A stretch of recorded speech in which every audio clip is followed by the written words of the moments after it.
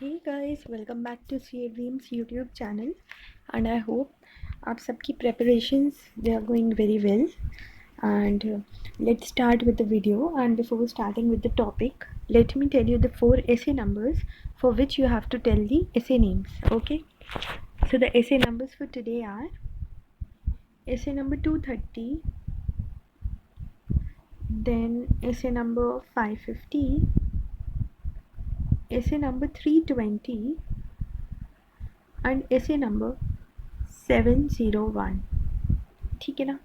तो 230, 550, 320 and 701. In case you are unable to read it, I have spoke it. And आप सबको इसके names लिखना है, ठीक है ना. जो बच्चे मेरे से जुड़े हुए हैं अभी तक उनको पता है कि ये किस टाइप से है. And I hope that this series is helping you all in remembering the essay names. Okay. So the topic for today is your audit evidence specific considerations for selected items. I know एक और topic भी बचा है audit documentation and देख लेते हैं. अगर ये जो टॉपिक है टाइमली कंप्लीट हो जाता है then I start the audit documentation topic in this video only, और otherwise we'll do it in the next video. Okay. So the name of this essay is Audit Evidence Specific Considerations for Selected Items. ये जो essay number है ना, इस essay का number है essay 501. ठीक है ना, essay 501. essay 500 क्या था? Audit Evidence था. essay 501 क्या है? Audit Evidence ही है, लेकिन specific considerations for selected items. लेकिन ना ऑडिट एविडेंस में तो जो एविडेंस था वो सारे के सारे आइटम्स के लिए था, लेकिन ये जो ऐसे है ये सिर्फ कुछ ही एविडेंस कुछ ही कंसिडरेशंस की बात कर रहा है, कुछ ही आइटम्स के लिए. ठीक है, कुछ सेलेक्टेड आइटम्स हैं जिनकी ये बात कर रहा है. बाकी सारी चीज़ों का ऑडिट एविडेंस जो है उसकी जो भी ऑब्जेक्टिव्स रिस्पॉन्सिबिलिटीज़ वगैरह हैं वो सारी की सारी ऑडिट एविडेंस वाले ऐसे में ऐसे 500 में कवर्ड है. लेकिन ये कुछ ऐसी बातें थी ना जिस पे सेपरेट फोकस चाहिए था, तो दैट इज़ वाई ये जो ऐसे है ये उस पर फोकस करता है कि आपको कुछ सेलेक्टेड आइटम्स जो हैं उनका कंसिडरेशन कैसे निकालना है, उनके बारे में एविडेंस ऑब्टेन कैसे करना है. ठीक है ना. So the objective of the auditor is to obtain sufficient and appropriate audit evidence regarding the. अब ये 3 आइटम्स जो हैं इनका यहाँ पर डिस्कशन हो रहा है. First is your inventory, second is your litigation and claims and third is कि जो प्रेजेंटेशन एंड डिस्क्लोजर है सेगमेंट इन्फॉर्मेशन का, जो आप लोगों ने AS 17 पढ़ा होगा सेगमेंट रिपोर्टिंग का. ठीक है ना, तो उसमें भी आप लोगों ने ये पढ़ा होगा. तो जो सेगमेंट रिपोर्टिंग पढ़ा है ना, तो इसी की बात हो रही है. सेगमेंट इन्फॉर्मेशन, जो presentation and disclosure of segment information. ठीक है, तो हम इन तीनों के बारे में बात करेंगे. आई गेस मैं कुछ गलत नहीं बोल रही हूँ, वो AS 17 ही है ना. या it is segment reporting is AS 17. ठीक है ना. तो AS 17 में आप लोगों ने सेगमेंट रिपोर्टिंग के बारे में बहुत डीपली पढ़ा होगा, एंड जिसने अभी तक नहीं पढ़ा है तो आपके एडवांस अकाउंट्स में वो AS शिफ्ट हो गया है, तो आप उसे वहाँ से पढ़ लेना. तो अब हम लोग स्टार्ट करते हैं existence and condition of inventory. And मैं ये बोल रही थी कि जैसे ऐसे के साथ में ऑडिट के साथ में आप लोग को अकाउंट्स का नॉलेज भी होना चाहिए. जैसे इस वाले पोर्शन के लिए आप लोग AS नंबर 17 की नॉलेज ले लेना, इस वाले के लिए AS नंबर 2 की नॉलेज ले लेना. AS नंबर 2 क्या है? Valuation of inventory. तो उससे अगर आप लोग कनेक्ट कर पाएंगे ना, बिकॉज कभी कभी ऐसा होता है रेफरेंस आ जाता है ऐसे का AS का, तो उससे आपको पता होना चाहिए इसलिए. ठीक है, तो आप एक बार वो दोनों ऐसे भी ज़रूर प्रिपेयर कर लेना. तो हम लोग बात करेंगे यहाँ 3 आइटम की, existence and condition of inventory, फिर लिटिगेशन ऑफ क्लेम्स कंप्लीट है या नहीं, एंड जो सेगमेंट इन्फॉर्मेशन है वो क्या प्रेजेंटेड और डिस्क्लोज्ड है in accordance with applicable financial reporting framework या नहीं है. ठीक है. अब इन्वेंट्री क्या है? When inventory is material to the financial statements. अगर जो इन्वेंट्री है वो मटीरियल है, मतलब मटीरियल ही होता है इन्वेंट्री तो वैसे भी, बट लाइक आप बिग बाज़ार वगैरह को ऑडिट करने जा रहे हो तो उसमें आपका सबसे ज़्यादा फोकस किस आइटम पे रहेगा? इन्वेंट्री पे रहेगा. ठीक है. सो the auditor shall obtain sufficient and appropriate audit evidence regarding the existence and condition of inventory, कि क्या जो इन्वेंट्री है वो एग्जिस्ट भी करता है, और अगर करता भी है तो किस कंडीशन में करता है.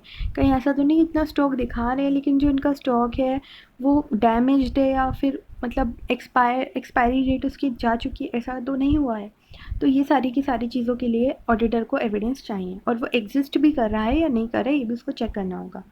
सो attendance as at physical inventory counting, अब प्रैक्टिकली ये बात होती है कि ऑडिटर को ना कुछ कुछ ऐसे ऐसे ऑडिट्स होते हैं जहाँ पे एक एक आइटम काउंट करना पड़ता है, ठीक है। तो वहाँ जाके तो ऑडिटर क्या करता है, फिजिकल इन्वेंट्री काउंट करता है। जैसे काफ़ी सारे आपके इन्वेंट्री के आइटम्स पड़े हुए हैं, तो ऑडिटर कैसे काउंट करेगा, 1 2 3 4 5 ऐसे करके करता है वो, ठीक है, कि मतलब जितने आइटम्स उन्होंने दिए उतने के हैं या नहीं है।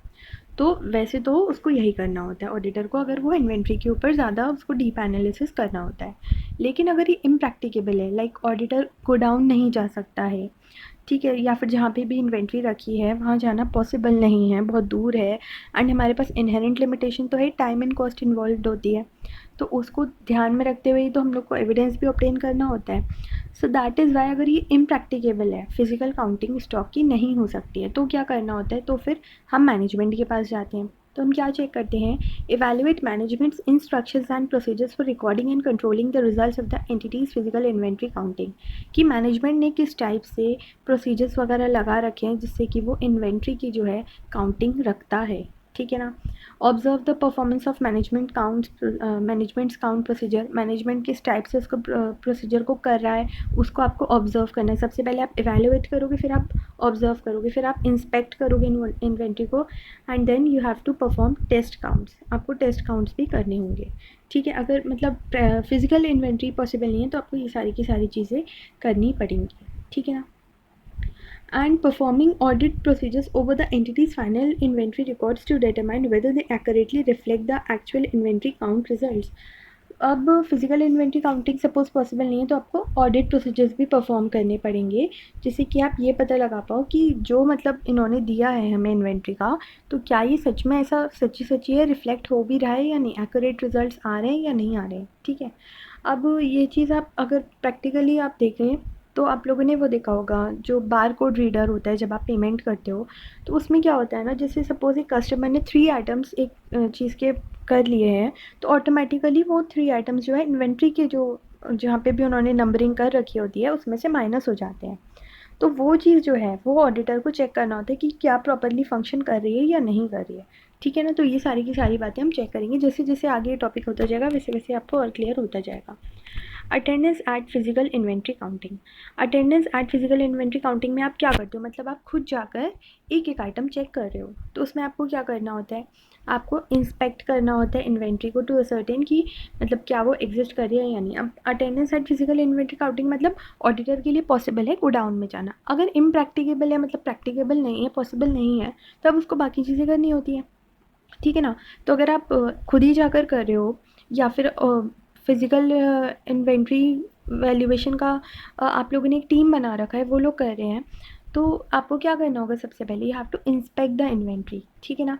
फिर उसके बाद में observing compliance with management's instruction and performance of procedures for recording and controlling the results of physical inventory count.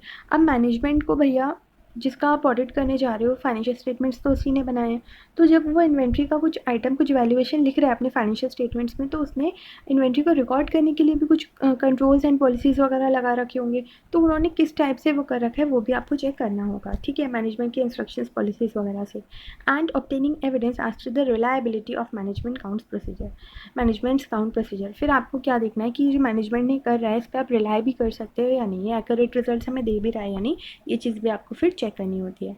So these procedures may serve as test of controls or substantive procedures depending upon the risk auditor's risk assessment, planned approach and the specific procedures carried out। ये सारे के सारे procedures जो हैं ये आपके test of controls भी बन सकते हैं। टेस्ट ऑफ कंट्रोल्स कैसे बन सकते हैं, टेस्ट ऑफ कंट्रोल्स में आप क्या करते हो, ये चेक करते हो कि जो कंट्रोल्स है वो इफेक्टिव हैं या नहीं, तो वो आप कैसे चेक करोगे, ये वाला जो बी वाला पॉइंट है इसमें आप देख रहे हो ना कि मैनेजमेंट ने कैसे उसको रिकॉर्ड किया है। फिर आप रिलायबिलिटी है या नहीं ये चीज़ भी चेक कर रहे हो, तो अगर आपको लग रहा है रिलायबिलिटी है मतलब रिस्क कम है, मतलब कंट्रोल्स इफेक्टिव हैं, ठीक है ना। इसी तरह से जब आप सब्सटेंसिव प्रोसीजर्स करते हो तो सब्सटेंसिव प्रोसीजर्स में 2 आते हैं आपके, एक तो एनालिटिकल प्रोसीजर है, एक टेस्ट ऑफ डिटेल्स, तो आप एक एक चीज़ को चेक करो, इंस्पेक्ट करो, ये क्या हो गया आपका सब्सटेंसिव प्रोसीजर हो गया। तो ये जो प्रोसीजर्स हैं ये दोनों का काम कर सकते हैं, टेस्ट ऑफ कंट्रोल का भी, सब्सटेंसिव प्रोसीजर का भी, डिपेंडिंग अपॉन कि कितनी रिस्क हमें लग रही है एंड कितनी हमें एस्टिमेट करनी है, मतलब हमें रिस्क बेसिकली लग कहाँ रही है, ठीक है ना। तो उसके हिसाब से प्लान्ड अप्रोच या फिर कोई स्पेसिफिक प्रोसीजर आपको कैरी आउट करने है, उसी के बेसिस पे आप ये चेक कर सकते हो कि you have to measure the test of controls और you have to do the substantive procedure, okay. फिर उसके बाद में matters relevant in planning attendance at physical inventory counting. कौन कौन से मैटर्स रेलिवेंट है जब आप फिजिकली काउंटिंग करने जाओगे, तो आपको क्या क्या मैटर्स जो है अपने दिमाग में बिठाने जो कि आपको चेक करना है। सबसे पहले आप चेक करोगे नेचर क्या है इन्वेंट्री का, फिर स्टेजेस क्या है completion of work in progress की, risk of material misstatement related to inventory. Like nature of inventory में एक चीज़ और आ सकती है, एक तो आपकी पेरिशेबल नॉन पेरिशेबल गुड्स का आ सकता है। एक चीज़ और आ सकती है कि जैसे जो फैशन है, ठीक है, क्लोथिंग की इंडस्ट्री है, क्लोथिंग की एंटिटी है वो, एंड आपको ये लग रहा है कि जो आइटम मार्केट में से डिसअपियर होना चाहिए बिल्कुल, उस चीज़ का इन्होंने बहुत ज़्यादा स्टॉक रख रखा है। तो फिर उनके लिए क्या हो गया, उनके लिए ये लॉस मेकिंग हो गया ना। तो अगर वो लॉस ज़्यादा है तो वो फाइनेंशियल स्टेटमेंट्स को भी अफेक्ट करेगा। तो इस तरह से आपका हो गया नेचर ऑफ इन्वेंट्री। फिर stages of completion of work in progress की जो इन्वेंट्री है वो किस स्टेज पर है वर्क इन प्रोग्रेस की, ठीक है। फिर क्या रिस्क है उससे, तो वो नेचर से ही आप रिस्क निकाल लोगे, ठीक है ना, कि मतलब अगर ज़्यादा स्टॉक है उस आइटम का जिसकी डिमांड ही नहीं है तो रिस्क ज़्यादा हो गया, ठीक है। और अगर स्टॉक कम है जिसकी डिमांड ज़्यादा है तो फिर भी रिस्क ज़्यादा हो गया, बिकॉज आपके पास इतना स्टॉक ही नहीं होगा कस्टमर की नीड्स को फुलफ़िल करने के लिए। फिर उसके बाद में nature of internal control related to inventory, उस इन्वेंट्री को कंट्रोल करने के लिए उसका क्या नेचर है जो इंटरनल कंट्रोल लगा हुआ है, ये चीज़ भी आपको चेक करनी होगी। वेदर लाइक इंटरनल कंट्रोल में यहाँ ये हो सकता है कि जैसे जो आपके खाने पीने की चीज़ें होती हैं ना, लिक्विड वाले जो आइटम्स होते हैं स्पेशली, तो वो कहीं ऐसा तो नहीं कि वो मतलब ऐसे पैकेजेस में है जो बहुत जल्दी टूट सकती हैं, एंड फिर क्या होगा, आपका प्रोडक्ट वेस्ट हो जाएगा। तो वो एक तरह से कंट्रोल हो गया, और मतलब जिससे चोरी ना हो पाए वो चीज़, तो उसके लिए भी कंट्रोल्स लगे हुए होने चाहिए। और या फिर कुछ ऐसा ना हो कि उसमें कुछ गलत मिक्स कर दिया वर्कर्स ने, तो ये सारी की सारी चीज़ें क्या आ जाएंगी इंटरनल कंट्रोल में। तो जब आप फिजिकल काउंटिंग चेक करने जाओगे तो आप ये चीज़ भी चेक करोगे, ठीक है। फिर उसके बाद में whether adequate procedures are expected to be established and proper instructions issued for physical inventory counting, कि whether adequate procedures are expected to be established and proper instructions issued for physical inventory counting. ये भी आप check करोगे कि adequate procedures जो हैं वो लग पाएंगे या नहीं, और मतलब इंस्ट्रक्शंस आप इशू करोगे जब आप फिजिकल इन्वेंट्री करने जाओगे। टाइमिंग क्या होनी चाहिए आपकी फिजिकल इन्वेंट्री काउंटिंग की, तो इंस्ट्रक्शंस, टाइमिंग, ये सब चीज़ें आपको ध्यान में रखनी होगी कि ये तो आपके खुद के लिए हो गया।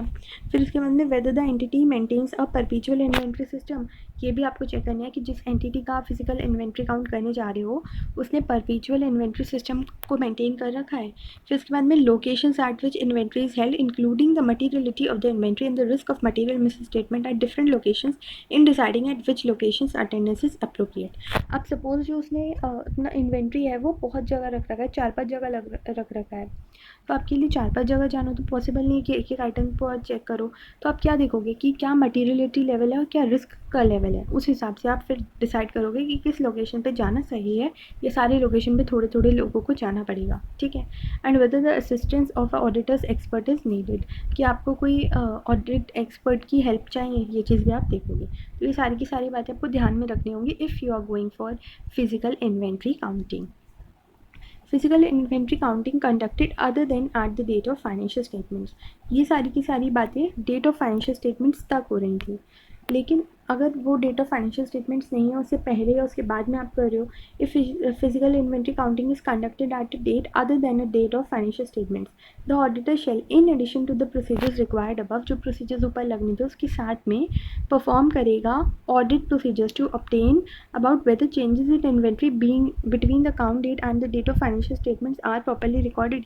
ये वाली जो बात हो रही है ना, यहाँ तक तो हमारी डेट ऑफ फाइनेंशियल स्टेटमेंट्स तक की बात हो रही थी, लेकिन ये जो बात हो रही है कि सपोज आप फिजिकल इन्वेंट्री काउंट जो करते हो डेट ऑफ फाइनेंशियल स्टेटमेंट्स की बात करते हो, तो यहाँ तक का प्रोसीजर तो आपको फॉलो करना ही होगा। फिर साथ में आपको ये भी देखना होगा कि मैंने करा था उस डेट तक किया था मैंने, ठीक है, मतलब डेट ऑफ फाइनेंशियल स्टेटमेंट्स तक किया था, एंड ऑडिट रिपोर्ट की डेट तो अलग है, तो कहीं ऐसा तो नहीं इस बीच में भी कुछ चेंज आ गया इन्वेंट्री में, तो अगर आ गया तो उसके लिए भी आपको एविडेंस ऑब्टेन करना पड़ेगा, ठीक है। और या फिर अगर हम इसको ऐसा लें कि डेट ऑफ फाइनेंशियल स्टेटमेंट से पहले उसने कर लिया है, तो जिस डेट को उसने किया है फिजिकल इन्वेंट्री काउंटिंग, उस डेट से लेके फाइनेंशियल स्टेटमेंट्स की डेट तक में तो कोई चेंज नहीं आ गया इन्वेंट्री में, इस चीज़ का आपको एविडेंस लेना होगा। मतलब डेट ऑफ फाइनेंशियल स्टेटमेंट्स के अदर अगर डेट है तो उसके बीच का जो भी गैप में अगर कोई चेंज आया है तो उसके लिए आपको additional accounting procedure auditing procedure करना होगा in order to obtain sufficient and appropriate audit evidence. फिर इसके बाद में if the auditor is unable to attend physical inventory counting due to unforeseen circumstances, जैसे कि हमारे सबसे पहले ही डिस्कस हुआ था इम्प्रैक्टिकेबल है, ठीक है, पॉसिबल नहीं है उसके लिए जाना और फिजिकल इन्वेंट्री काउंटिंग करना, ठीक है। Due to unforeseen circumstances the auditor shall make or observe some physical counts on alternative date and perform audit procedures or intervening transactions.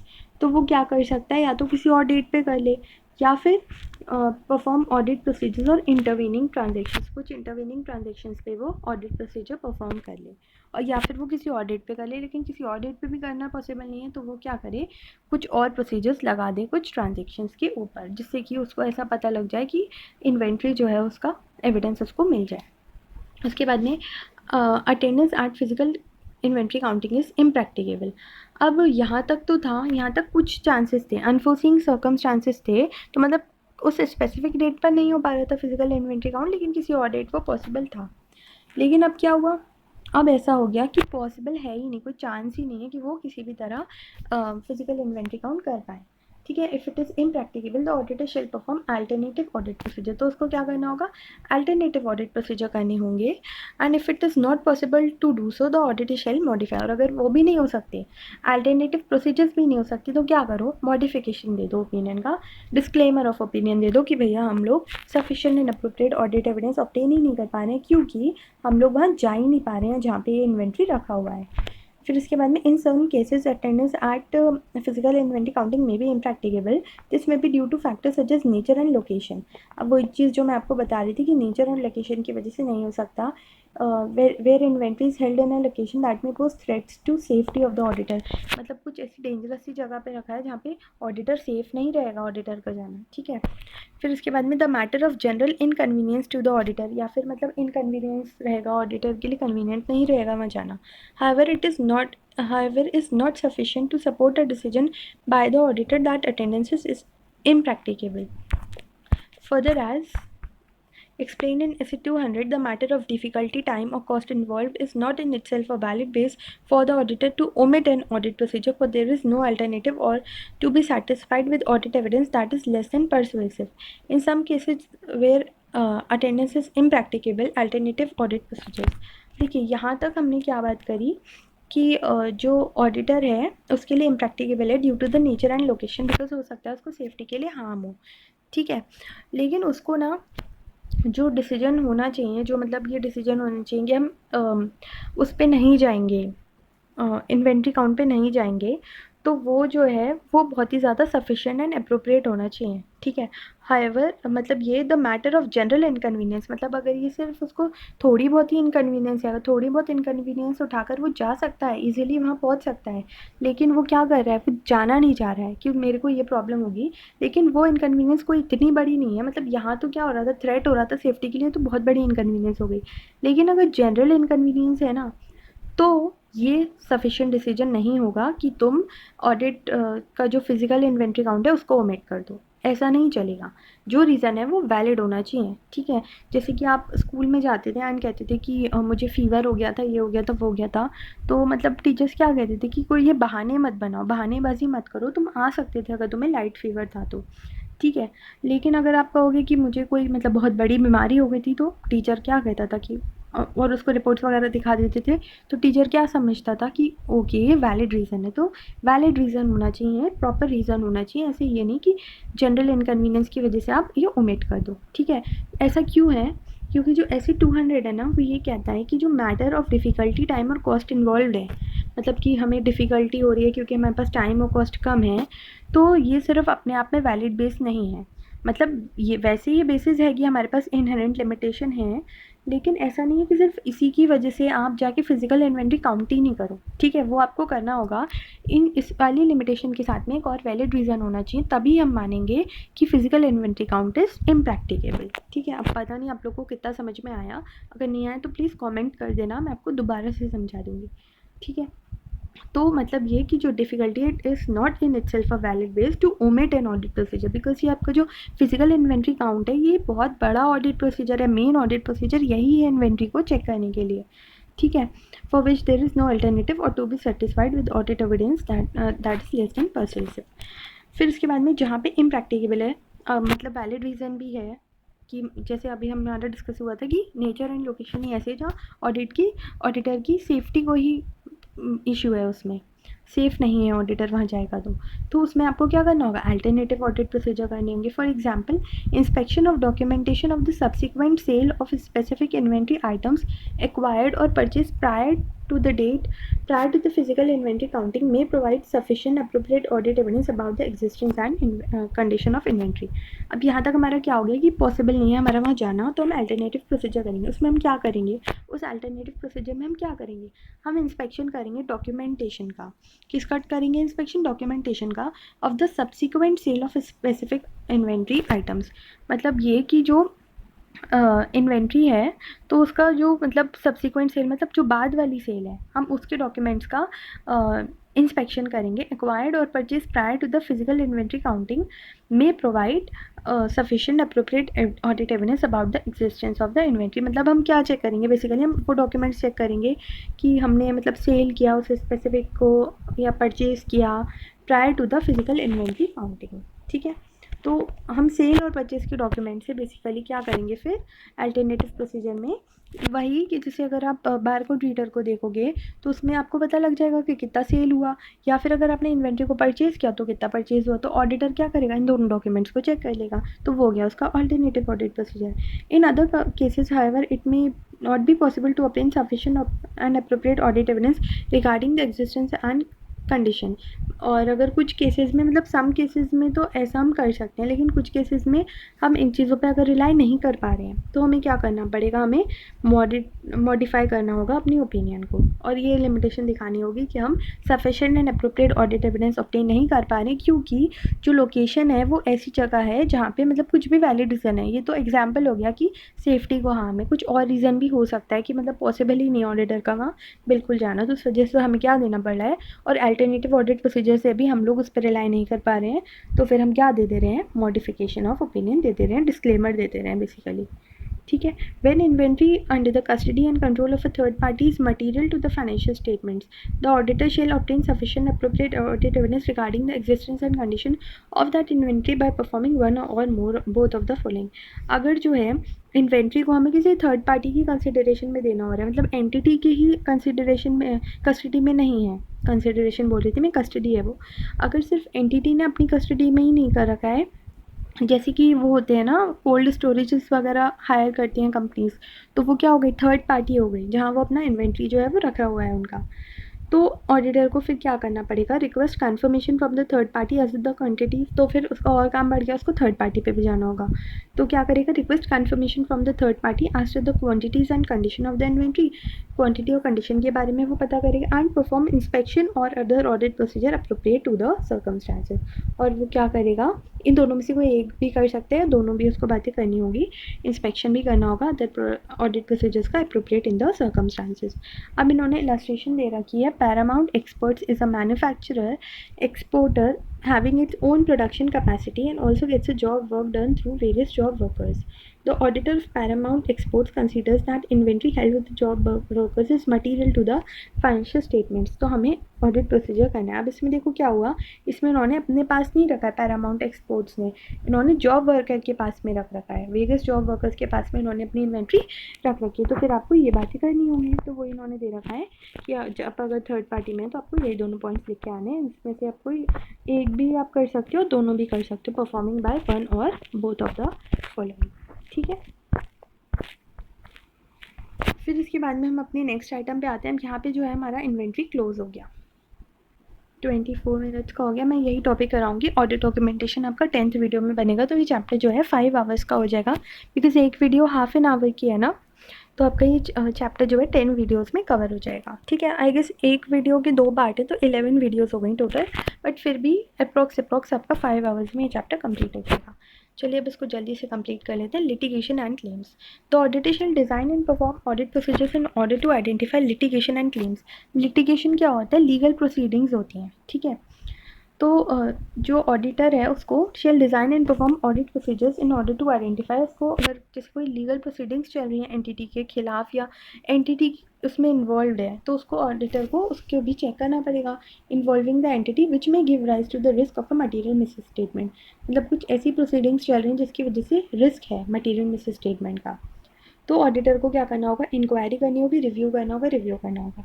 Inquiry करनी होगी मैनेजमेंट के साथ में and where applicable others within the entity including in house legal counsel, इन सारे लोगों से उसको इंक्वायरी करनी होगी। रिव्यू करना होगा minutes of a meeting of TCWG and correspondence between the entity and it's external legal council. ये तो हो गए इन हाउस लीगल काउंसिल मैनेजमेंट वाले लोग, और उसको मिनट्स देखने होंगे जो मीटिंग TCWG के साथ हुई है और साथ में एक्सटर्नल लीगल काउंसिल की करस्पॉन्डिंग्स, मतलब इन दोनों के बीच में हुई है and correspondence between the entity and external legal counsel के बीच में जो भी बात हुई है and minutes with the meeting of the TCWG।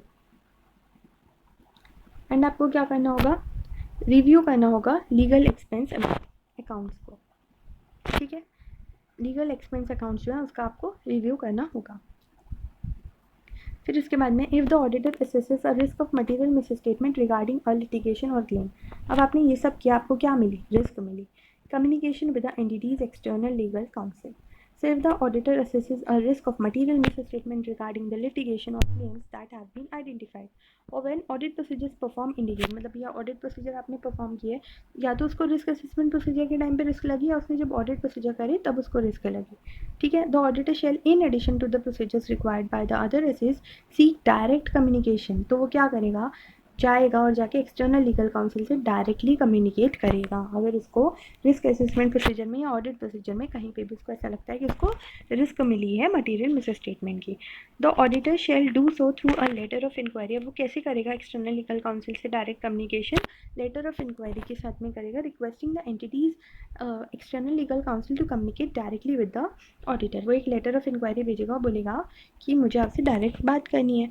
If law regulation और the respective legal professional body prohibits the entity's external legal council from communicating directly with the auditor shall perform alternative audit procedure. और अगर या तो law या regulation या फिर कोई legal professional body रोक रही है एक्सटर्नल लीगल काउंसिल की कि नहीं तुम जाके ऑडिटर से बात नहीं करोगे, तो ऑडिटर को क्या करना होगा, अल्टरनेटिव ऑडिट प्रोसीजर करने होंगे। In certain circumstances, the auditor may also judge it necessary to meet with the external legal counsel to discuss the likely outcome of the litigation और claim। तो उसको बात क्यों करनी होती है, क्योंकि उसको ना डिस्कस करना होता है कि मेरे को ये जो रिस्क मिली है इसकी क्या क्या आउटकम्स हो सकती हैं। So this may be the case for example where the auditor determines that the matter is a significant risk. ये तब हो सकता है जब उसको बात करनी पड़ सकती है अगर उसको लग रहा है कि यहाँ पे बहुत ज़्यादा सिग्निफिकेंट रिस्क है या मैटर बहुत ज़्यादा कॉम्प्लेक्स है या फिर कुछ डिसएग्रीमेंट उसको लग रहा है between management and external legal counsel. Ordinarily such meetings require management's permission and are held with representative of management in attendance. तो इन सारी की सारी बातों में उसको क्या करना पड़ता है, इन सारी की सारी बातों में उसको बात करनी होती है, डायरेक्टली कम्युनिकेट करना होता है एक्सटर्नल लीगल काउंसिल से। लेकिन अगर ये लोग प्रोहिबिशन लगा देते हैं तो उसको अल्टरनेटिव ऑडिट प्रोसीजर्स करने होते हैं। So Pride India Limited is a manufacturer of various FMCG range of products. The company is having several cases of litigation pending at courts. The auditor wanted to identify litigation and claims, तो उसको ये सब करना होगा। ठीक है, और अगर उसको लग रहा है कि मटीरियल मिस स्टेटमेंट है regarding litigation or claims, or when audit procedures perform indicate the material litigation or claims may exist, the auditor shall in addition to the procedures seek direct communication with the external legal counsel। और आप ये भी लिख सकते हो कि अगर prohibition लगा दी है तो क्या करोगे, आप अल्टरनेटिव ऑडिट प्रोसीजर्स करोगे। ठीक है, आई होप आप लोग को समझ में आ गया, और इन केस अगर नहीं आया तो यू कैन कॉमेंट नाउ, जो भी पॉइंट आपको समझ नहीं आया वो मैं आपको दोबारा से समझा दूँगी। ठीक है, I have no issue in explaining it again, and मैं कोशिश करूँगी कमेंट में ही समझा दूँ या फिर मैं वीडियो में भी कवर कर सकती हूँ, जैसा भी मुझे ठीक लगेगा। So you are free to ask your doubts, and last topic जो है बहुत ही जल्दी आ जाएगा, होपफुली कल ही आ जाए सॉरी। तो मैं ऑडिट डॉक्यूमेंटेशन वाला भी कर दूँगी upload, and then your chapter number 3 will also be okay. ठीक है, आई होप मेरे वीडियो से आप लोग को हेल्प मिल रही है, and if you are really getting help out of them then please do share it with your friends. Okay, so I'm ending this video here, and thank you so much.